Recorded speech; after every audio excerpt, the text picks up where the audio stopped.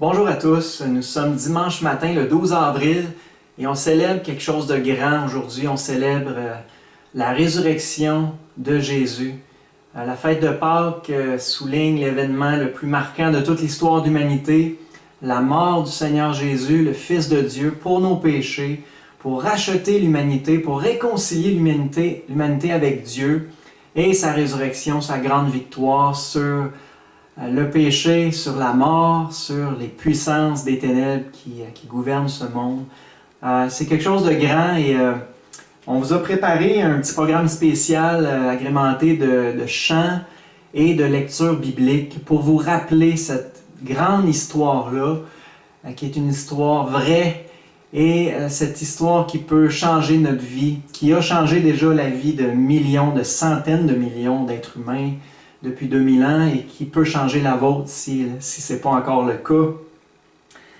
Donc, en guise d'introduction, j'aimerais vous lire un passage important de la parole de Dieu. C'est dans la première lettre de Paul aux Corinthiens, au chapitre 15, les 6 premiers versets. L'apôtre Paul écrit « Je vous rappelle, frères, l'Évangile ou la bonne nouvelle que je vous ai annoncée, que vous avez reçue, dans lequel vous avez persévéré, et par lequel vous êtes sauvés, si vous le retenez dans les termes où je vous l'ai annoncé. Autrement, vous auriez cru en vain. Je vous ai enseigné avant tout, comme je l'avais aussi reçu, que Christ est mort pour nos péchés, selon les Écritures. Il a été enseveli, et il est ressuscité le troisième jour, selon les Écritures. Et il est apparu à Céphas, puis aux 12. Ensuite, il est apparu à plus de 500 frères à la fois, dont la plupart sont encore vivants et dont quelques-uns sont morts.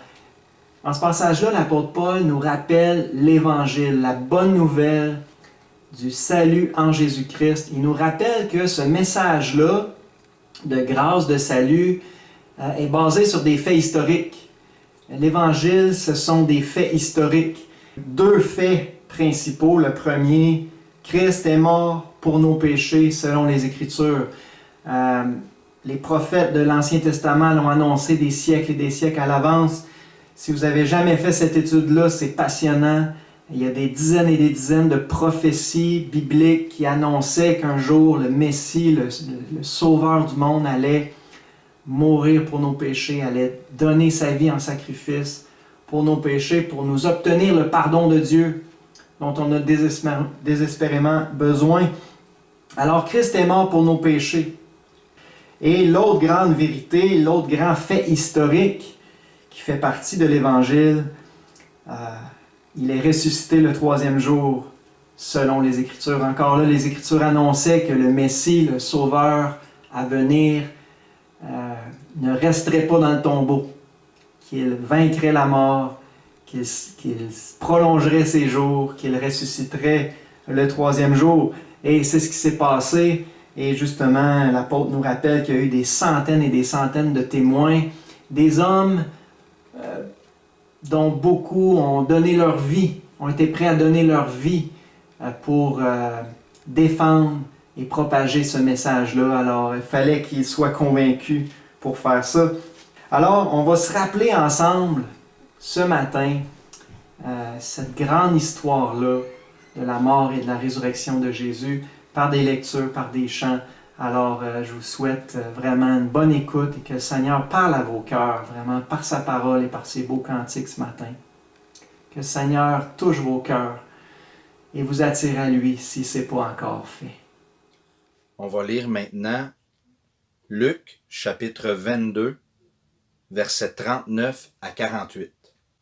Après être sorti, il alla selon sa coutume à la montagne des Oliviers.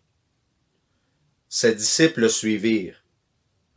Lorsqu'il fut arrivé dans ce lieu, il leur dit, « Priez afin que vous ne tombiez pas en tentation. » Puis il s'éloigna d'eux à la distance d'environ un jet de pierre, et s'étant mis à genoux, il pria, disant, « Père, si tu voulais éloigner de moi cette coupe, toutefois, que ma volonté ne se fasse pas, mais la tienne. » Alors un ange lui apparut du ciel pour le fortifier.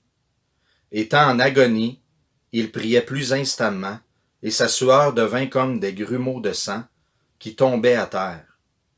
Après avoir prié, il se leva et vint vers les disciples qu'il trouva endormis de tristesse, et il leur dit, « Pourquoi dormez-vous? Levez-vous et priez, afin que vous ne tombiez pas en tentation. » Comme il parlait encore, voici une foule arriva, et celui qui s'appelait Judas, l'un des 12, marchait devant elle. Il s'approcha de Jésus pour lui donner un baiser. Et Jésus lui dit, « Judas, c'est par un baiser que tu livres le Fils de l'homme. »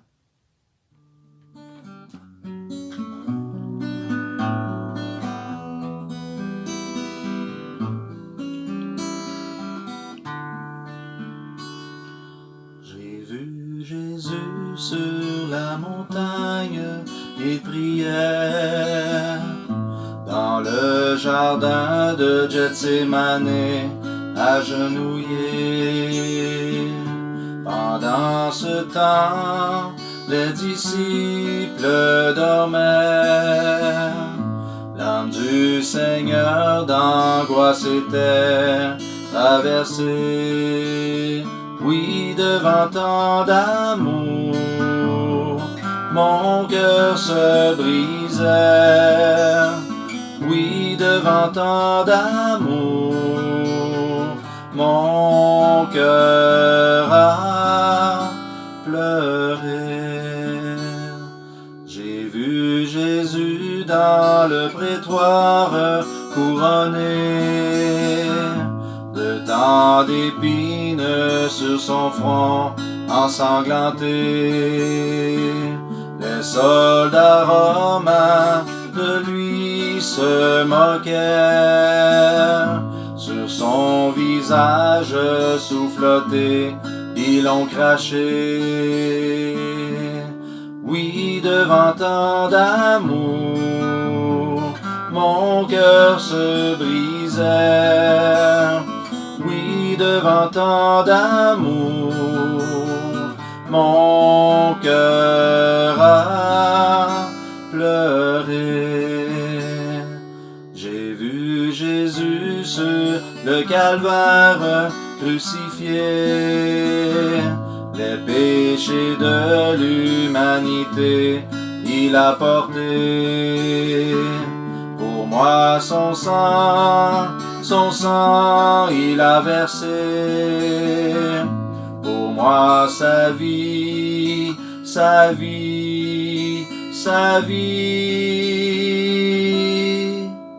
il a donné. Oui, devant tant d'amour, mon cœur se brisait. Oui, devant tant d'amour, mon cœur a pleuré. Oui, devant tant d'amour, mon cœur se brisait. Oui, devant tant d'amour, mon cœur a pleuré.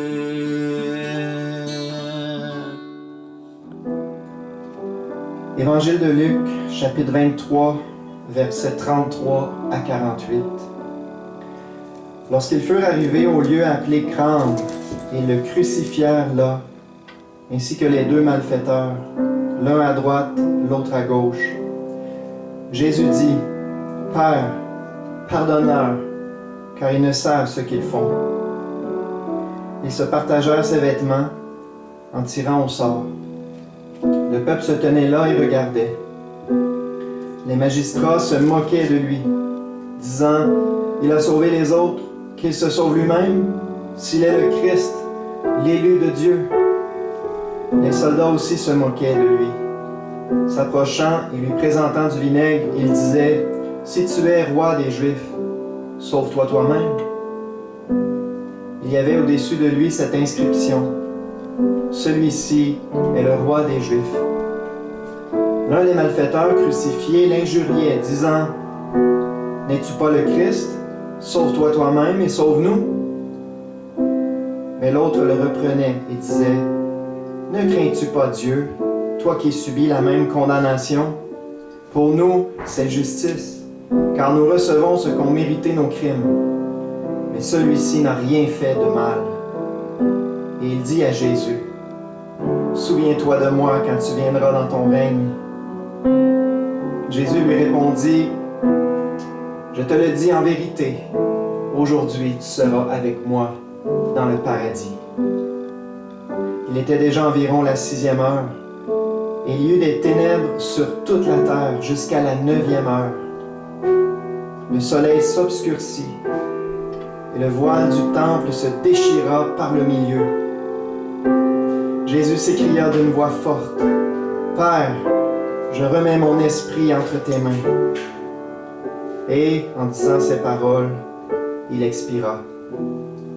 Le centenier, voyant ce qui était arrivé, glorifia Dieu et dit, « Certainement, cet homme était juste. » Et tous ceux qui assistaient en foule à ce spectacle, après avoir vu ce qui était arrivé, s'en retournèrent, se frappant la poitrine.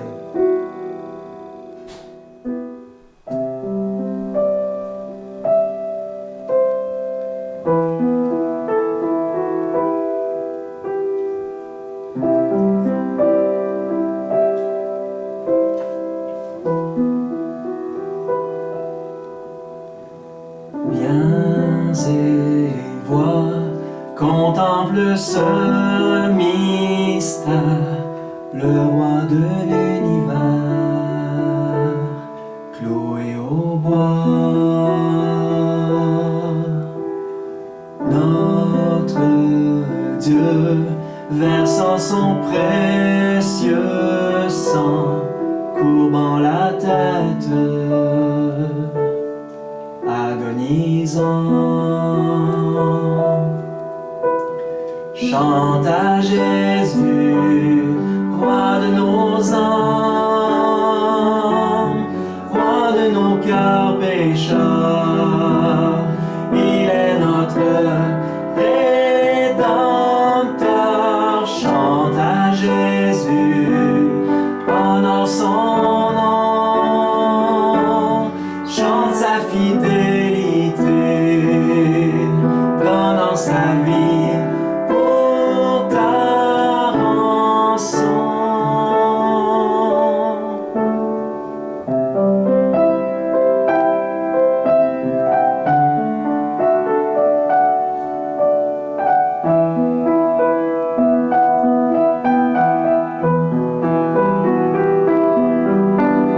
Viens, cœur chargé, il te donnera la paix. Viens, cœur angoissé, confie-toi en lui. Jésus vit dans le ciel désormais, donnant la grâce, donnant la vie. Chante à Jésus, roi de nos âmes, roi de nos cœurs pécheurs. Il est notre Rédempteur. Chante à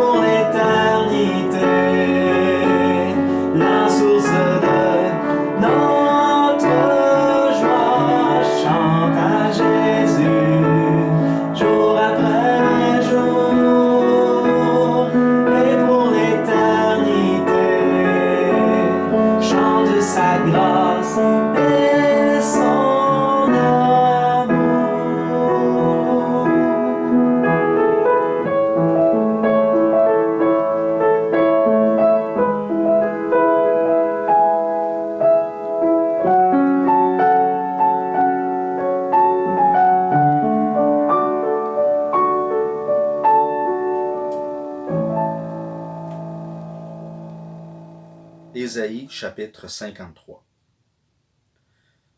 Qui a cru à ce qui nous était annoncé? Qui a reconnu le bras de l'Éternel? Il s'est élevé devant lui comme une faible plante, comme un rejeton qui sort d'une terre desséchée. Il n'avait ni beauté, ni éclat pour attirer nos regards, et son aspect n'avait rien pour nous plaire. Méprisé et abandonné des hommes, homme de douleur et habitué à la souffrance, semblable à celui dont on détourne le visage, nous l'avons dédaigné, nous n'avons fait de lui aucun cas.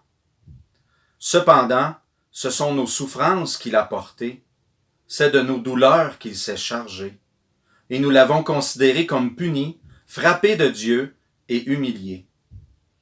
Mais il était blessé pour nos péchés, brisé pour nos iniquités. Le châtiment qui nous donne la paix est tombé sur lui, et c'est par ses meurtrissures que nous sommes guéris. Nous étions tous errants comme des brebis, chacun suivait sa propre voie, et l'Éternel a fait retomber sur lui l'iniquité de nous tous. Il a été maltraité et opprimé, et il n'a point ouvert la bouche, semblable à un agneau qu'on mène à la boucherie, à une brebis muette devant ceux qui l'attendent. Il n'a point ouvert la bouche. Il a été enlevé par l'angoisse et le châtiment, et parmi ceux de sa génération, qui a cru qu'il était retranché de la terre des vivants et frappé pour les péchés de mon peuple?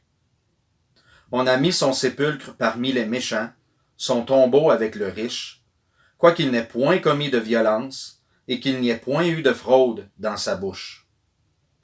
Il a plu à l'Éternel de le briser par la souffrance. Après avoir livré sa vie en sacrifice pour le péché, il verra une postérité et prolongera ses jours, et l'œuvre de l'Éternel prospérera entre ses mains. À cause du travail de son âme, il rassasiera ses regards. Par sa connaissance, mon serviteur juste justifiera beaucoup d'hommes, et il se chargera de leurs iniquités. C'est pourquoi je lui donnerai sa part avec les grands. Il partagera le butin avec les puissants, parce qu'il s'est livré lui-même à la mort, et qu'il a été mis au nombre des malfaiteurs, parce qu'il a porté les péchés de beaucoup d'hommes, et qu'il a intercédé pour les coupables.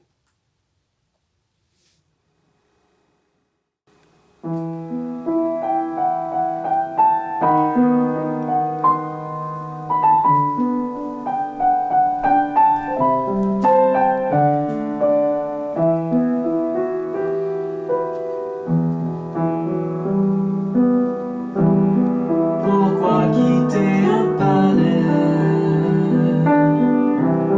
pour vivre dans la douleur, sans lieu pour poser sa tête, le Seigneur des Seigneurs? Pourquoi avoir compassion de l'aveugle du mendiant? Pourquoi donner au monde un amour si ardent? Oh, c'est pour moi qu'il pleure, pour moi qu'il meurt, pour moi qu'il verse son sang sur le bois. Oui, c'est pour moi les plaies, pour moi le fouet, pour moi, Seigneur, merci, c'était pour moi.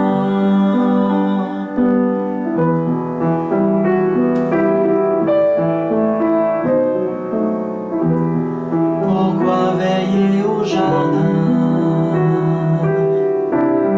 et souffrir l'agonie, abandonné par les siens, renié et trahi?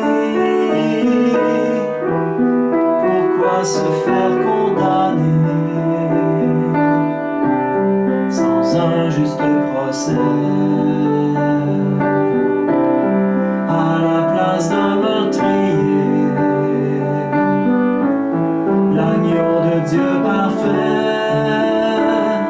Pourquoi gravir la colline, écraser écrasé sous sa croix, subir les clous, l'épine, verser son sang pour moi. Pourquoi me donner sa vie, vouloir s'abandonner, crucifié pour pouvoir me libérer? Oh, c'est pour moi qu'il pleure, pour moi qu'il meurt, pour moi qu'il verse son sang sur le bois. Oui, c'est pour moi les plaies, pour moi le feu, pour moi, Seigneur, merci, c'était pour moi.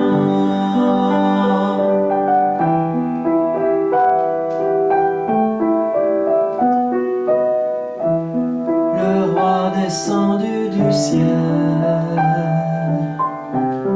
le corps tout en lambeaux, après avoir bu le fiel, s'endort dans le tombeau. Mais la mort il a vaincu. Quelle joie, quelle victoire. Depuis le Seigneur Jésus, pour moi vit dans la gloire, dans la gloire. Oh, c'est pour moi qu'il pleure, pour moi qu'il meurt, pour moi qu'il verse son sang sur le bois. Oui, c'est pour moi les plaies, pour moi le feu, pour moi, Seigneur, merci, c'était pour moi, Seigneur, merci, c'était pour moi.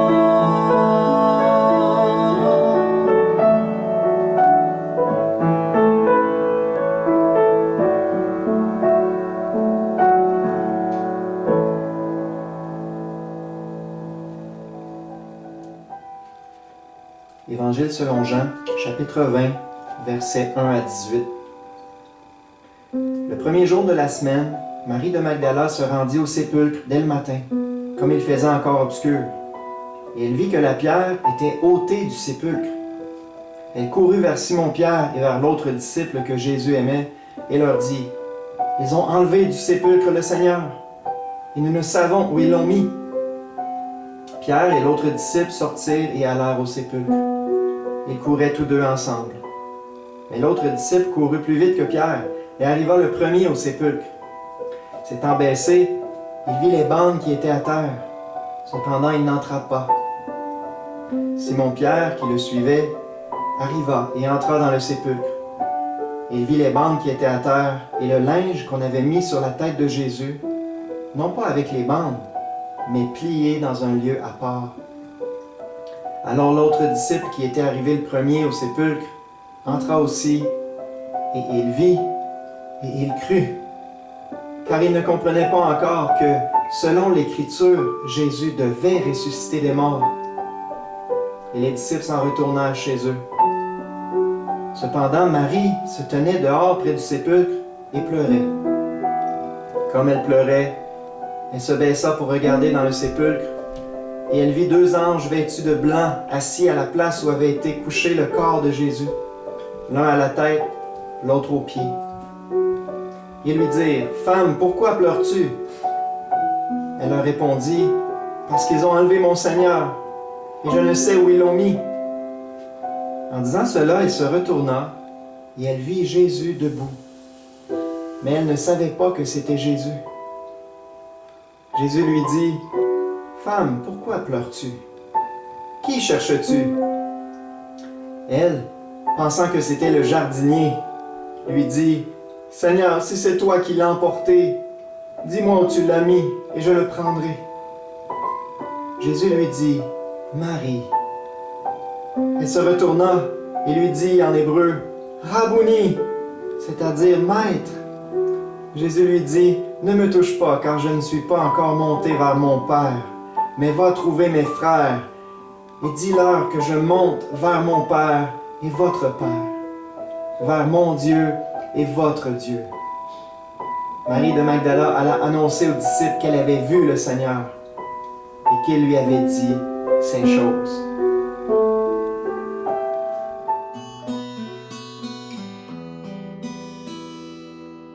Dis-moi, brave jardinier, ce qu'ils ont fait de Jésus.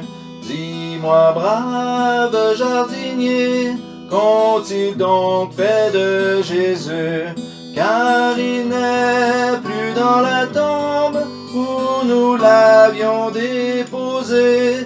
Car il n'est plus dans la tombe où l'ont-ils donc emporté?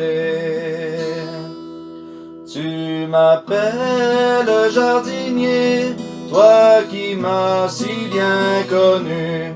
Je ne suis pas jardinier, car c'est moi Jésus. Je viens de reprendre vie, oui, je suis ressuscité. Je viens de reprendre vie, les jours sombres sont passés. Va dire à tous mes amis que le Seigneur est vivant. Va dire à tous mes amis que le Seigneur est vivant. Qu'on publie ce miracle partout dans le monde entier. Qu'on publie ce miracle, Jésus est ressuscité. Luc 24, versets 13 à 27. Et voici ce même jour, 2 disciples allaient à un village nommé Emmaüs, éloigné de Jérusalem de 60 stades. Et ils s'entretenaient de tout ce qui s'était passé. Pendant qu'ils parlaient et discutaient, Jésus s'approcha et fit route avec eux, mais leurs yeux étaient empêchés de le reconnaître. Il leur dit, « De quoi vous entretenez-vous en marchant? » Et ils s'arrêtèrent, l'air attristés. L'un d'eux, nommé Cléopas, lui répondit, « Es-tu le seul qui, séjournant à Jérusalem, ne sache pas ce qui est arrivé ces jours-ci? » « Quoi, leur dit-il? » Et ils lui répondirent, « Ce qui est arrivé au sujet de Jésus de Nazareth, qui était un prophète puissant en œuvre et en parole devant Dieu et devant tout le peuple, et comment les principaux sacrificateurs et nos magistrats l'ont livré pour le faire condamner à mort et l'ont crucifié.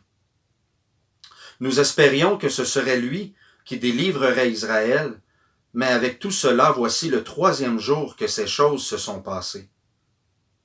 Il est vrai que quelques femmes d'entre nous nous ont fort étonnés, s'étant rendues de grand matin au sépulcre, et n'ayant pas trouvé son corps, elles sont venues dire que les anges leur sont apparus et ont annoncé qu'il est vivant. Quelques-uns de ceux qui étaient avec nous sont allés au sépulcre, et ils ont trouvé les choses comme les femmes l'avaient dit, mais lui, ils ne l'ont point vu. Alors Jésus leur dit, « Ô homme, sans intelligence, et dont le cœur est lent à croire tout ce qu'ont dit les prophètes. Ne fallait-il pas que le Christ souffre ces choses et qu'il entre dans sa gloire? » Et commençant par Moïse et par tous les prophètes, il leur expliqua dans toutes les Écritures ce qui le concernait.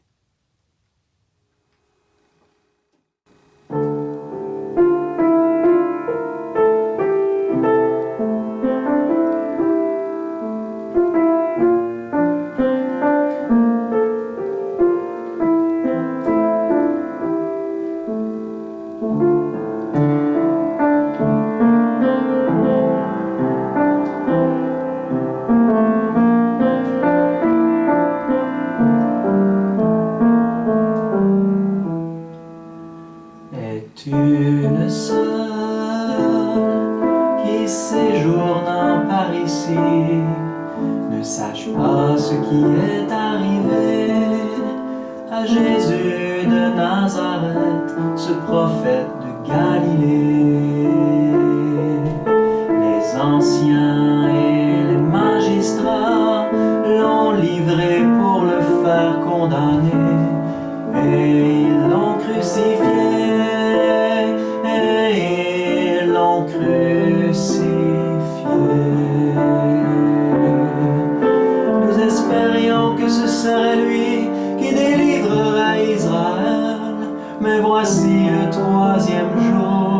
que ces choses se sont passées.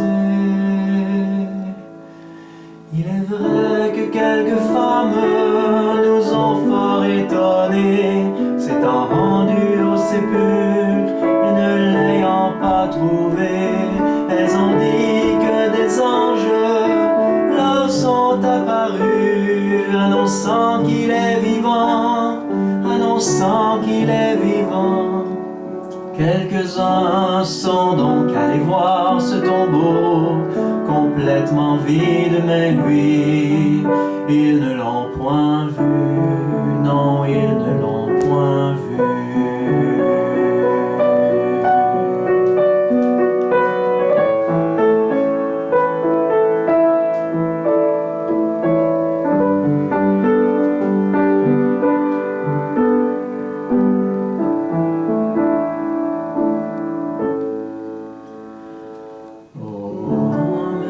Sans intelligence, mes frères, mes enfants, ne fallait-il pas que je souffre ces choses et que j'entre dans la gloire? Pourquoi cherchez-vous parmi les morts celui qui est vivant?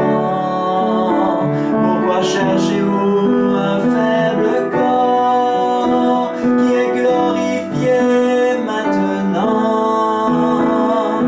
Tout est accompli, je suis l'alpha et l'oméga. J'étais mort et voici je vis au siècle des siècles.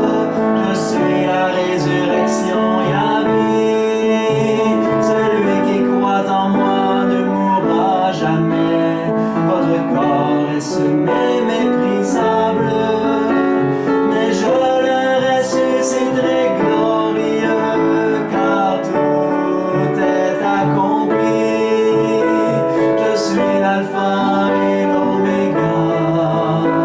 J'étais mort et voici je vis au siècle des siècles.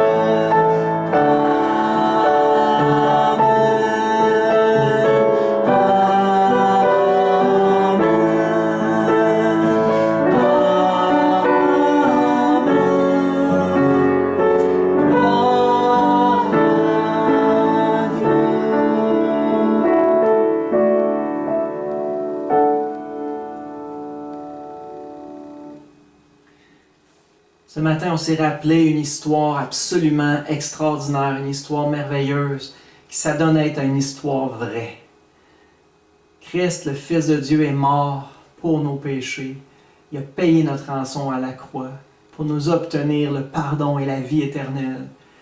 Tout ce que Dieu vous demande, c'est de vous reconnaître pécheur, coupable devant lui, et de croire dans cette bonne nouvelle, de croire que Jésus a tout accompli pour vous sauver. J'aimerais juste conclure en vous lisant quelques versets prononcés, quelques paroles prononcées par Jésus lui-même. On lit ces paroles dans l'Évangile selon Jean, chapitre 3, versets 16 à 18. Jésus a dit, « Dieu a tant aimé le monde qu'il a donné son Fils unique, afin que quiconque croit en lui ne périsse point, mais qu'il ait la vie éternelle. Dieu, en effet, n'a pas envoyé son Fils dans le monde pour qu'il juge le monde, mais pour que le monde soit sauvé par lui. Celui qui croit en lui n'est point jugé, mais celui qui ne croit pas est déjà jugé, parce qu'il n'a pas cru au nom du Fils unique de Dieu. » Dieu a donné son Fils pour vous sauver. Et le choix qui place devant vous, c'est qu'est-ce que tu vas faire de mon Fils? C'est ça, dans le fond, la question qui va déterminer si vous allez périr pour l'éternité ou si vous allez vivre éternellement avec Dieu. Croyez-vous en lui? Croyez-vous en Jésus? Hein? Celui qui croit en lui n'est point jugé. Je ne serai pas condamné parce que j'ai cru que Jésus a été condamné à ma place et s'est sacrifié à ma place. Voilà ce qui me sauve. Mais si je ne crois pas en lui, Jésus lui-même nous confirme ici, on est condamné d'avance. Parce qu'on a rejeté le seul sauveur, on a rejeté la seule solution que Dieu offre.